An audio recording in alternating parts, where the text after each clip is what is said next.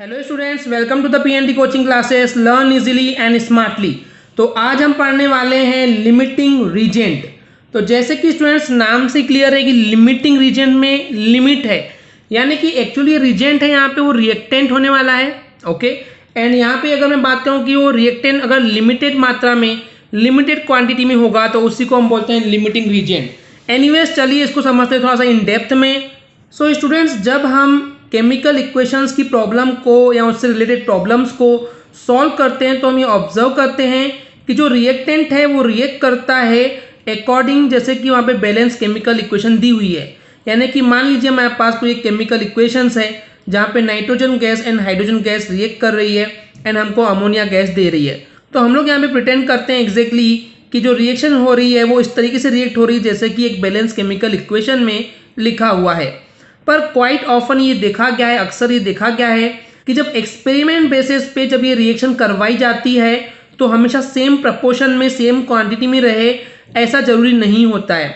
यानी कि स्टूडेंट्स अगर मान लेते हैं कि हमने एक रिएक्शन लिखे हैं जहाँ पे मान लीजिए हम नाइट्रोजन गैस को एंड हाइड्रोजन गैस को रिएक्शन करवा रहे हैं, तो जरूरी बिल्कुल भी नहीं है कि हमेशा नाइट्रोजन गैस जितनी ली जा रही है, जितनी क्वांटिटी में ली जा रही है, उतनी ही हाइड्रोजन गैस भी वहाँ हो, ये जरूरी बिल्कुल भी नहीं है। ओके, यानी कि बोलने का मतलब है कि दोनों ही जो सेम क्वांटिटी में यानी कि सेम प्रपोर्शन में रहे, ये बिल्कुल भी जरूरी नहीं होता है। यहाँ पे चांसेस होते हैं कि मान लीजिए दो रिएक्टेंट है हमारे पास, दो से ज़्यादा भी हो सकते हैं, बट अभी इस केस में जहाँ मैं आपको एक्सप्लेन कर रहा हूँ, मैं मानता हूँ कि मेरे पास दो रिएक्टेंट है, तो उस केस में ये पॉसिबल होता है कि उनमें से कोई एक रिएक्टेंट जो है वो लेसर अमाउंट में यानी कि कम मात्रा में अवेलेबल हो। ओके, एंड जो दूसरा है वो एक्सेस क्वांटिटी में यानी कि बहुत ज़्यादा क्वांटिटी में हो as compare to the stoichiometric amounts. यानी कि एक रिएक्शन में स्टोइक्योमेट्रिक क्या होता है, मैंने आपको बताया था स्टूडेंट्स की जब कोई भी मान लीजिए नाइट्रोजन गैस की जब रिएक्शन हम कर रहे थे हाइड्रोजन गैस से, तो अगर H2 गैस के सामने नंबर 3 लिखा हुआ है तो उस नंबर को हम बोलते हैं स्टोइक्योमेट्रिक कोएफिशिएंट, राइट। तो ये बिल्कुल भी जरूरी नहीं होता है स्टूडेंट्स कि अगर कोई हमने गैस के सामने 3 नंबर लिख दिए तो जितना स्टोइक्योमेट्रिक अमाउंट वहाँ पे है, हो सकता है कि उससे कम या उससे ज़्यादा क्वांटिटी हो सकती है। ओके, सो एक्सपेरिमेंट बेसिस पे हमने ये देखे हैं अक्सर कि जो आपने रिएक्टेंट लिए हैं वो सेम प्रपोर्शन में नहीं भी हो सकते हैं। हो सकता है कि कोई रिएक्टेंट कम हो सकता है कि कोई रिएक्टेंट एक्सेस क्वांटिटी में यानी कि ज़्यादा हो as compare to the stoichiometric coefficient. Okay students, तो यहाँ पे वो रिएक्टेंट जो कि लेसर अमाउंट में यानी कि कम क्वांटिटी में प्रेजेंट है उसी को हम बोलते हैं लिमिटिंग रिएक्टेंट या उसी को हम बोलते हैं लिमिटिंग रीजेंट।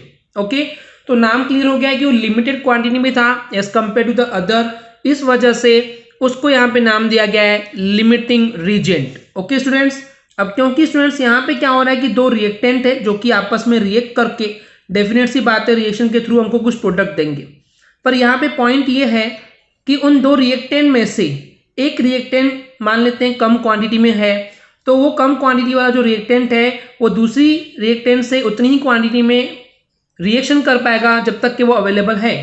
अब एग्जांपल के तौर पे अगर मैं बात करता हूँ स्टूडेंट्स, जैसे मान लीजिए हमारे घर में शक्कर है, शुगर है एंड मिल्क भी है। ओके, एंड हमको टी बनाना है तो उसके लिए चाय पत्ती भी हमारे पास है।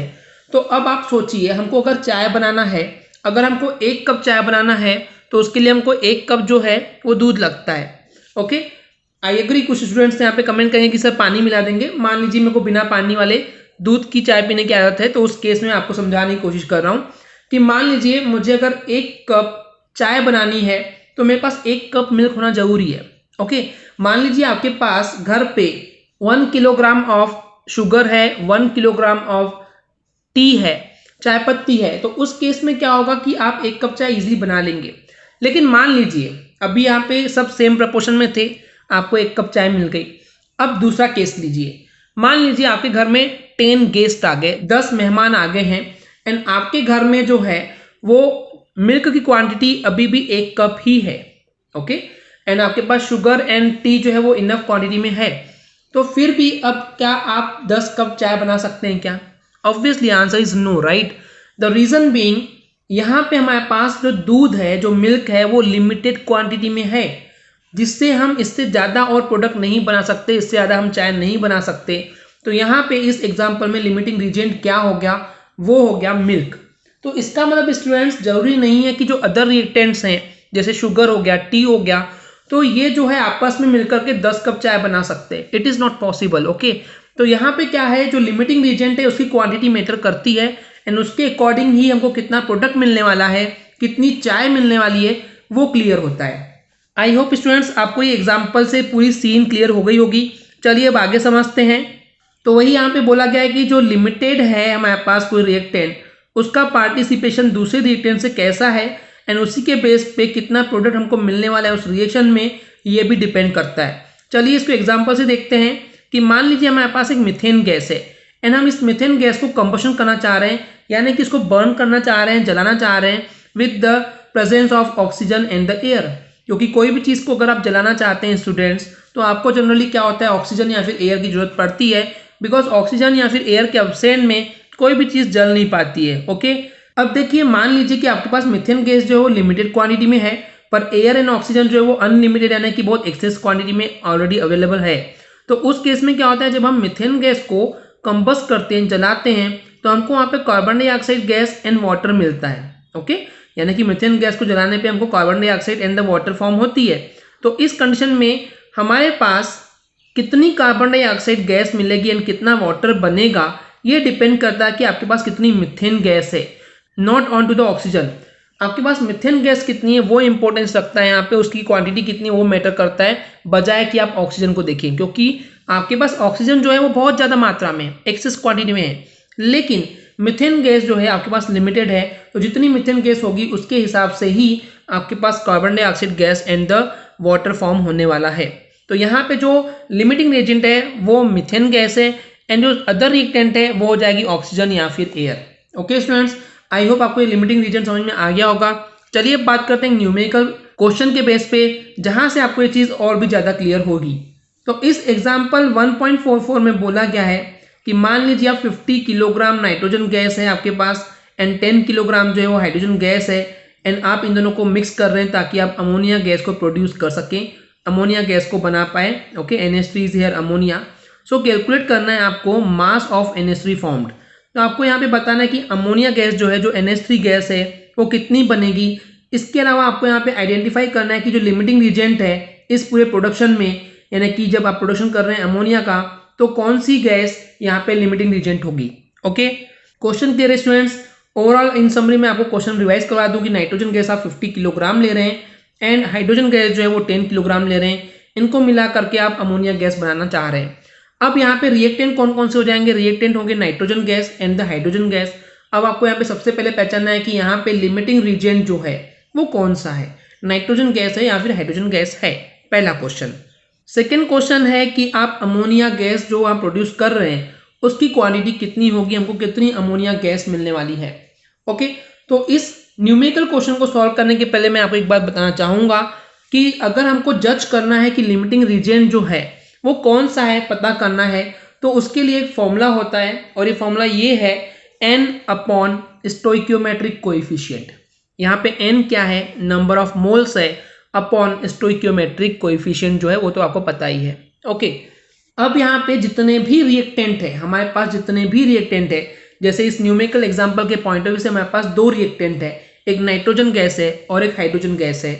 तो इन दोनों रिएक्टेंट के लिए अब हम ये n अपॉन स्टोइकियोमेट्रिक कोएफिशिएंट को फाइंड करेंगे एंड जिसकी value n upon stoichiometric coefficient की वैल्यू कम आएगी वो हमारा होगा लिमिटिंग रीजेंट। तो यही है formula, that is number of moles upon stoichiometric coefficient. जितनी वैल्यू जिसकी कम होगी, लोअर मिलेगी, लेसर मिलेगी, वो लिमिटिंग रीजेंट होगा हमारा। ओके स्टूडेंट्स, तो चलिए अब हम बात करते हैं नाइट्रोजन गैस के लिए एंड द हाइड्रोजन गैस के लिए, जो कि इस एग्जाम्पल में बोला गया है। तो सबसे पहले हम क्या करेंगे, हम निकालेंगे कि जो इनका n अपॉन SC यानी कि number of moles upon stoichiometric coefficient है उसके अकॉर्डिंग किसकी वैल्यू कम मिल रही है। जिसकी वैल्यू कम मिलेगी वो हमारा हो जाएगा लिमिटिंग रीजन। चलिए निकालते हैं सबसे पहले नाइट्रोजन गैस का। अब स्टूडेंट्स क्योंकि हमको n चाहिए, नंबर ऑफ मोल्स चाहिए, तो मैंने आपको मोल की वीडियो में पढ़ाया था कि नंबर ऑफ मोल कैसे निकालते हैं। उसका फॉर्मूला था number of mole equal to given weight upon atomic mass और द मोलिकुलर मास। राइट, आपको फॉर्मूला याद है? अगर नहीं है तो यहां से आपको याद करना पड़ेगा कि नंबर ऑफ मोल्स हम निकाल सकते हैं with the given weight upon molecular mass और द एटॉमिक मास। ओके, इतना क्लियर है? तो यहाँ पे हम सबसे पहले नंबर ऑफ मोल्स निकाल रहे हैं नाइट्रोजन गैस के लिए। ओके, तो गिवन वेट कितना था, वो था 50 किलोग्राम अपॉन, अगर हम बात करते हैं इसके मोलिकुलर मास की, तो एक नाइट्रोजन का एटॉमिक मास होता है 14, तो 14 टू हो जाएगा 28। सॉल्व करने पे हमको मिल जाएगा दैट इज 1.786। ओके स्टूडेंट्स, ये हो गए इसके नंबर ऑफ मोल्स। ओके, इतना क्लियर हो गया। तो लग गया इस नाइट्रोजन गैस का हम N/SC यानी कि number of mole upon stoichiometric coefficient निकाल लेंगे। N की वैल्यू कितनी आ गई है 1.786 अपॉन स्टोइकियोमेट्रिक कोएफिशिएंट कहाँ से मिलेगा, चलिए मैं आपको बताता हूँ। तो बेसिकली स्टूडेंट्स, क्योंकि हमको यहाँ पे बोला गया कि nitrogen gas and hydrogen gas को मिक्स करके हमको अमोनिया गैस मिल रही है। ओके, तो अमोनिया गैस कैसे मिलेगी, मान लेते हैं हम N2+H2 लिखते हैं एंड हमको मिल रहा है NH3। हाइड्रोजन यहाँ पे कितने हैं, 3 है, एंड यहाँ पे हाइड्रोजन गैस है तो H2 होगा, तो दोनों भी बैलेंस होना पॉसिबल नहीं है, इसलिए हम यहाँ का 3 का इंटू यहाँ पे कर देंगे एंड यहाँ के 2 का इंटू इधर कर देंगे, तो यहाँ से बैलेंस हो जाएगा। हाइड्रोजन यहाँ भी 6 हो जाएंगे एंड यहाँ पे भी हाइड्रोजन 6 हो जाएंगे, एंड ये जो N2 है यानी कि N2 है, नाइट्रोजन 2 है, तो इधर भी नाइट्रोजन 2 है। इस तरीके से ये बैलेंस हो चुका है। अब यहाँ पे देखिए N2 के सामने कोई नंबर है क्या, नहीं है, यानी कि 1 है, यानी कि नाइट्रोजन गैस का जो स्टोइकियोमेट्रिक कोएफिशिएंट है वो कितना है, that will be the 1। Okay, तो वहाँ पे पुटअप कर देंगे वैल्यू, दैट इज 1। तो यहाँ पे हम पुटअप कर देंगे stoichiometric coefficient for the nitrogen gas, that will be the 1। तो ओवरऑल हमको आंसर मिल गया 1.786। ऐसे ही स्टूडेंट्स हम हाइड्रोजन गैस के लिए करेंगे, चलिए सॉल्व करते हैं। अब अगर मैं हाइड्रोजन गैस के नंबर ऑफ मोल्स की बात करूं तो उसके लिए फॉर्मूला वही रहेगा, given weight that is 10 kilogram upon molecular mass of that gas, यानी कि हाइड्रोजन गैस का जो एटॉमिक मास होता है, मोलिकुलर मास होता है, वो होता है जनरली एक हाइड्रोजन का होता है 1.008, तो 2 का हो जाएगा 2.016। आप चाहे तो इसको राउंड फिगर में 2 भी लेंगे तब भी चलेगा, 2.016 लेंगे तो ज़्यादा एक्यूरेट आंसर आएगा। मैंने 2 लिया हूँ तो ये कैंसिल करके हमको मिल जाएगी वैल्यू 5। ओके, तो हमारे पास अब नंबर ऑफ मोल्स जो हैं हाइड्रोजन गैस के वो मिल चुके हैं 5। तो यहाँ पे क्या करेंगे स्टूडेंट्स, अब हाइड्रोजन गैस के लिए N/SC यानी कि number of moles upon stoichiometric coefficient को निकाल लेंगे। चलिए सॉल्व करते हैं।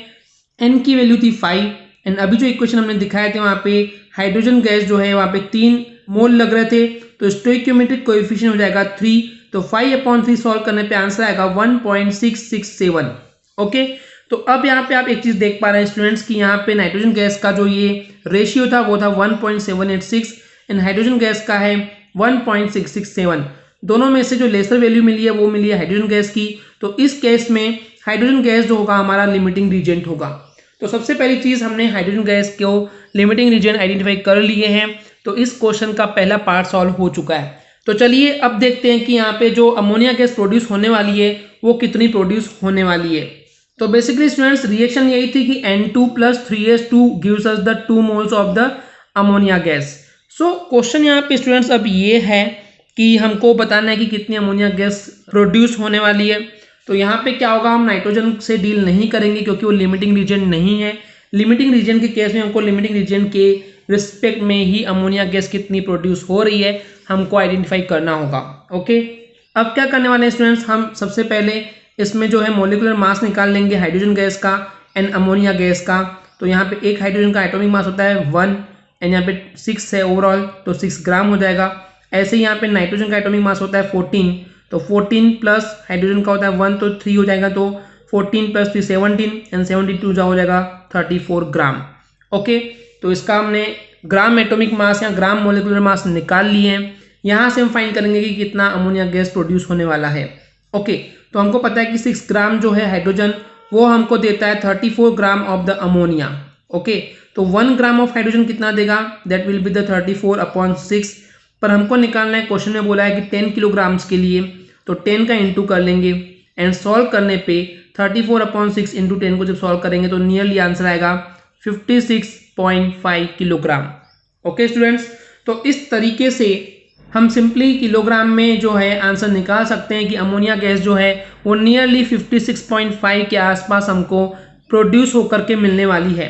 अगर स्टूडेंट्स मान लेते हैं आपको ग्राम में रिप्रेजेंट करना हो तो आप सिंपली 10 किलोग्राम को 10,000 ग्राम लिख सकते हैं, क्योंकि 1 किलोग्राम में 1000 ग्राम होते हैं, ऐसे ही 10 किलोग्राम में 10,000 ग्राम होंगे।